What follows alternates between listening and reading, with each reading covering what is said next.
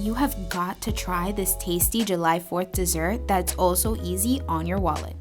I'm Emery from EdFed, and these red, white, and blue frozen graham cracker treats are festive and super simple. Before we get to the recipe, let's talk about how you can save some cash on your July 4th cookout. One tip is to make a shopping list and stick to it.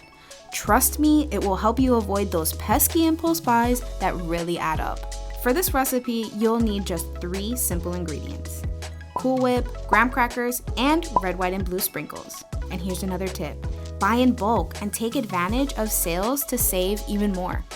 Right now, these ingredients will run you about $11 to $12 in total. Not too shabby.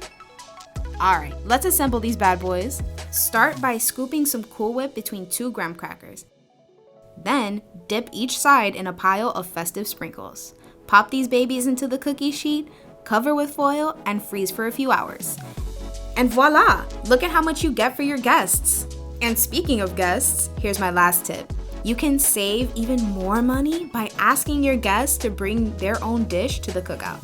So there you have it, folks. Our red, white, and blue frozen graham cracker treats are the perfect way to celebrate America's birthday without having to break the bank.